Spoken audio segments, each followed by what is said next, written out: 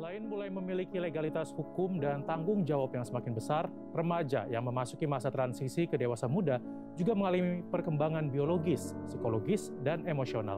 Hal inilah yang membuat orang dewasa muda rentan terserang gangguan mental. Makin kesini kayaknya makin ngelihat orang-orang tuh kayak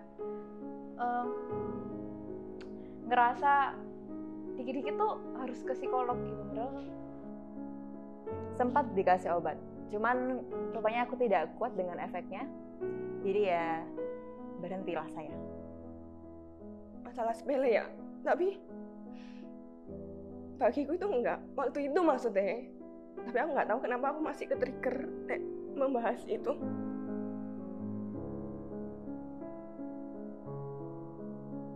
nggak bisa ditentukan kayak, oh kamu cuma punya masalah gitu doang. Terus sebenarnya gampang nggak bisa kayak gitu.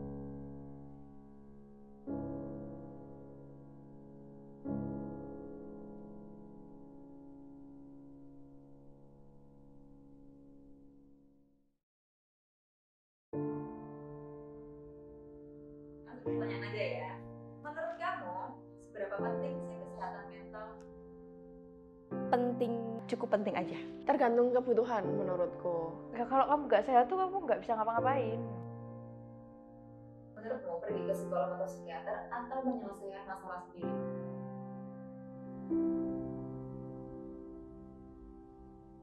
Tergantung sih menurut aku. Tergantung. Apakah masalahnya besar? Dari aku menganalisis sendiri, diriku sendiri, pikirkan bagaimana caranya. Tapi kalau misalnya nggak mampu, Better cari orang yang memang profesional di bidang itu.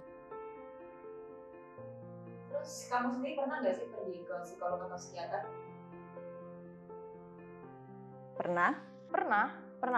pernah kedua-duanya. Sejauh ini sih belum. Aku lagi di tahap untuk menyeleksi. Menurutmu normal nggak sih orang pergi ke profesional? Sangat normal ya. Normal banget, why not? Senormal ketika kita pergi ke dokter karena kita sakit. Nggak ada yang salah dan nggak perlu malu juga atau menutup-nutupi. Psikolog akan menerima semua curhatan orang. Kita nggak perlu menganggap diri kita tuh menjadi orang gila hanya karena kita ke profesional. Terus apa sih tujuanmu pergi ke profesional? Mungkin untuk berkonsultasi, mengetahui lebih jauh lagi soal diri aku. Bukan semata-mata langsung pergi ya gitu. Pergi ke profesional juga untuk menyelesaikan masalah, balik lagi menyelesaikan masalah. Ibaratnya gini, kita punya masalah dan kadang masalahnya itu ruwet kayak kabel. Udah jadi toksik, Sering nggak bisa tidur malam-malam itu. kita nggak bisa ngontrol diri sendiri. Sudah berperilaku yang tidak wajar. Akhirnya aku nggak bisa meregulasi emosiku karena itu sakitnya itu bener-bener yang aku nggak pernah sebelumnya. Ada nggak sih orang sekitar yang tahu soal kondisimu ini?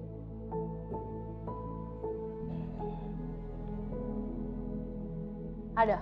Keluarga aku, pasangan aku, teman-teman aku, ada drama menangis-menangisnya. Ayahku menawarkan diri untuk nganter aku ke kantor 1 bulan penuh, nggak pulang pergi hanya karena anaknya takut anaknya kenapa di jalan. Ada sisi sedihnya ketika tahu bahwa anaknya sedang mengalami hal ini. Tapi pada akhirnya juga kayak, oke, kalau emang kamu ngerasa perlu ya silahkan. Pasangan mungkin tahu, Menerima saja dan sangat-sangat suportif. Dia juga kaget gitu. Dia juga ada di posisi shock. aku tahu kok apa yang kamu rasain, mereka nggak tahu apa yang aku rasain, tapi sampai kapan kamu harus hidup di masa lalu dan sampai kapan kamu harus punya rasa takut yang sebenarnya kamu itu bisa keluar dari situ.